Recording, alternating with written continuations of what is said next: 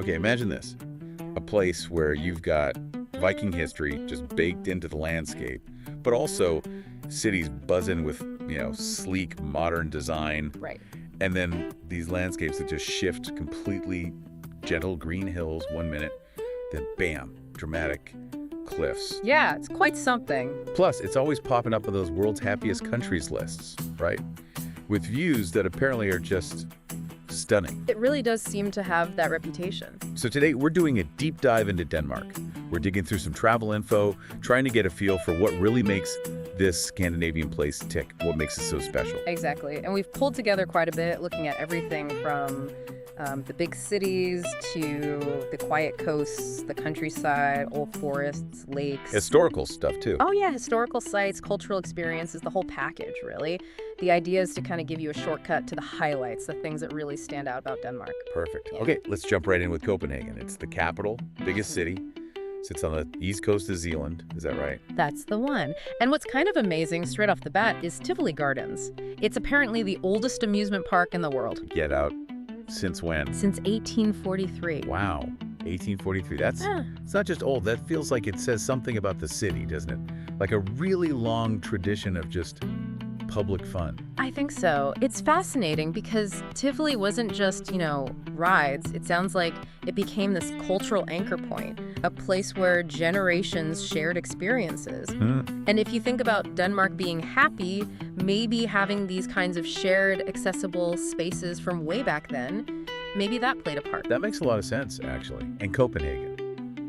Yeah. You instantly picture Nyhaven, right? Those brightly colored buildings lining the canal. Oh, definitely. That iconic image. And the sources say it's real. But it's more than just a pretty picture. It used to be a proper working harbor, and now it's this buzzing promenade full of life. Yeah, and that shows something interesting about how Denmark reuses places, doesn't it? What was practical for trade is now the social hub. Adapting things. Exactly, blending the functional with, the enjoyable and the social. It seems quite Danish. And you can't talk Copenhagen without mentioning the Little Mermaid statue. Sitting there on the waterfront since 1913, looking out at the sea. It's so famous worldwide. Why that statue, do you think? Well, it comes from Hans Christian Andersen's story, which is pretty poignant, isn't it? About longing, sacrifice. Yeah, it's quite sad, actually. Right. So having her there, it kind of speaks to how important storytelling is in their culture, maybe. How a sculpture can hold all these complex ideas. Makes sense. Now, for art and history buffs, the sources point strongly towards the National Gallery and the National Museum.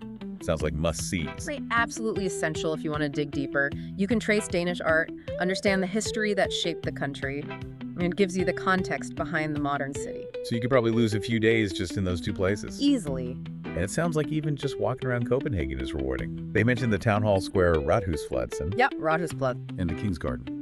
So lots of public space. Feels very walkable. Very much so. That focus on pedestrian areas, green spaces integrated into the city, it feels deliberate, Like it's designed for well-being and community. Copenhagen sounds great, but Denmark is clearly way more than just the capital. Let's switch gears completely. The Faroe Islands. Ah, yes, a world away. The fact that apparently you're never more than 5 kilometers from the ocean there, that's wild. It really is. And the landscape is just dramatic. A total contrast to Zealand. We're talking steep mountains, loads of sheep, like 70,000 of them. Wow. And birds. Millions of pairs of seabirds, including the world's biggest colony of storm petrels. It's raw nature. And the capital, Tórshavn. Yeah. It's tiny, right? Fewer than 20,000 people. Europe's smallest, apparently. And described as maybe the most rugged city you've ever seen. Moody skies, churning sea. Sounds intense. It does sound intense. That ruggedness is key. And that brings up the weather, notoriously fickle. We might get all 4 seasons in one day, apparently. So the advice is definitely layers. Lots of layers. Good tip. Peak season is July-August. But even then, expect anything. Seems like it. You have to be prepared. But the payoff sounds like this incredibly unique environment. The plants, the animals, that powerful nature must really shape life there. You'd have to think so. It really highlights the sheer diversity within the Kingdom of Denmark, doesn't it? From urban Copenhagen to the remote Faroes. Okay, let's shift again. Back to the mainland, to Aarhus, second largest city, central Jutland.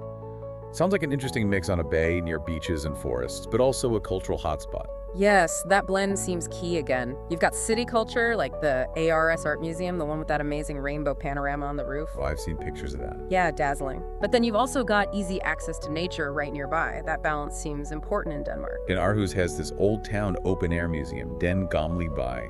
Sounds like a huge draw. It's one of the most visited places, yeah. Because you can literally walk back in time, see how Danish people lived centuries ago in actual reconstructed buildings. So it's properly immersive, not just looking at things behind glass. Exactly. You experience the history, the daily life. It makes it stick in a way just reading doesn't. Okay, now for something completely different again. Robjergmile, the migrating sand dune. Oh, this is fascinating. It's huge, right? A kilometer wide, kilometer long, 40 meters high. And it moves. That's the incredible part. About 15 meters northeast every single year. 15 meters.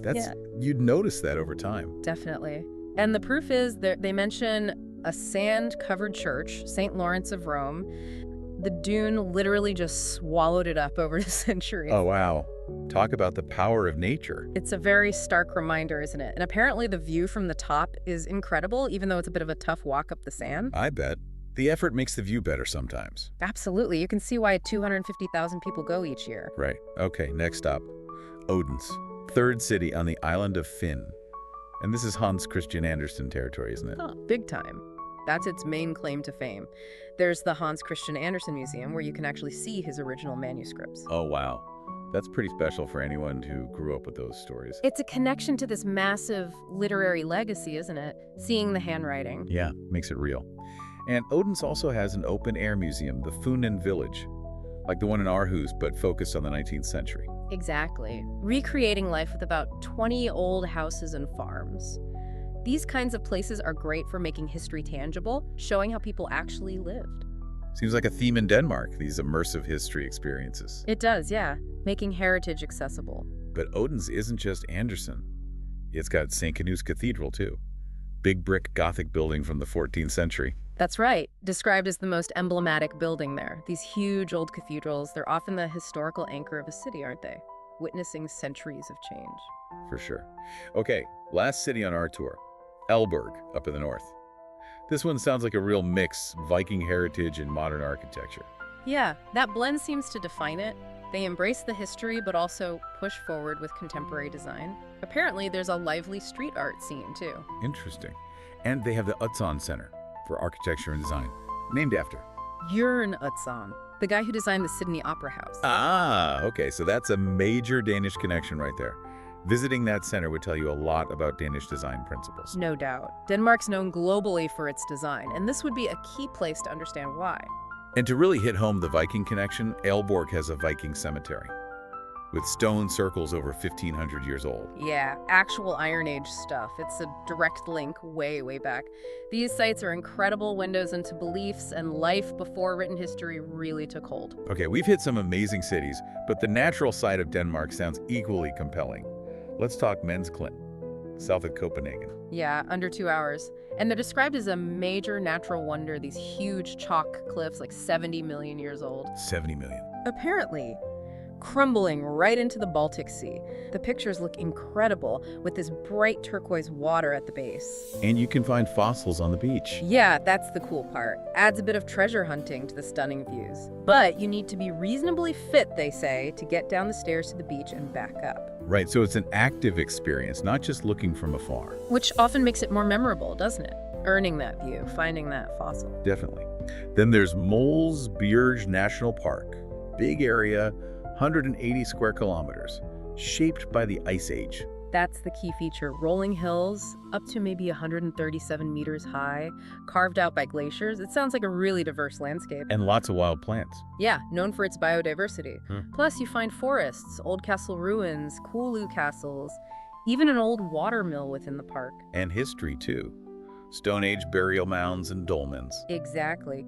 Even in this big natural park, you've got these ancient human traces, these burial sites scattered around, layers upon layers of history and nature. It seems to be everywhere. Now, Jelling. This sounds super important for Viking history. Hugely important. It's a UNESCO World Heritage Site, holds some of the biggest Viking monuments in Europe, Correct. 2 massive burial mounds, and crucially, 2 big rune stones, put up by King Gorm the Old and his son Harold Bluetooth back in the 900s. Harold Bluetooth, like the tech name? Yep, that's where the name comes from. These stones basically announced the founding of Denmark and its conversion to Christianity. Yeah. They're incredibly significant. Wow. And there's a visitor center there. Kongenes Jelling. Yeah, with interactive exhibits to explain it all. And it's set in this really beautiful landscape, too. Again, that blend of history and nature. It keeps coming up. Okay, last natural wonder, Waddenzee National Park. This sounds enormous, stretching across Denmark, Germany, and the Netherlands. It is vast, a massive tidal area, incredibly important ecologically. Over 30 islands are part of it. Why is it so important? It's a crucial stopover and breeding ground for millions of birds. Waterfowl, migratory birds, also vital for seals. It's rated as one of the top 10 most important wetlands on the planet. That's serious ecological value. So, for visitors, bird watching must be huge. Definitely a major draw. But I thought this was cool. You can apparently also go out and pluck fresh oysters straight from the seabeds. Really? That's amazing. Talk about eating local. Yeah, a very direct, hands-on way to experience the richness of the place. Sustainable, too, if done right. So, wrapping things up, Denmark really does seem like this incredible mix, doesn't it?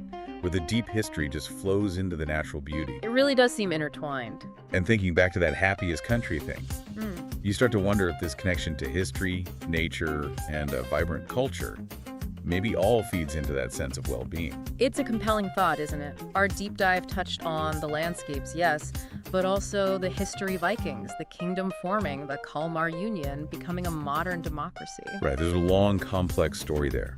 And alongside that, you see evidence today of a high quality of life, this focus on sustainability, the thriving design scene we mentioned. It all paints a picture.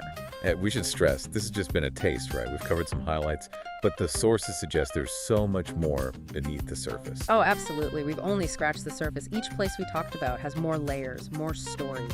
So maybe the question for you listening is, what part of Denmark grabs you the most? Is it the Viking echoes, the stunning nature, the cool city vibes? Or that interplay between them all. Yeah. And maybe thinking about why that combination, history, nature, culture, might actually contribute to a whole nation feeling, well, happy. It's definitely something to ponder. It is indeed. And hopefully this has sparked some interest for you to maybe dig a bit deeper into a specific place or time period that caught your attention. We hope so. Thanks for joining us on this deep dive into Denmark. It's been fascinating exploring what makes it such a compelling place.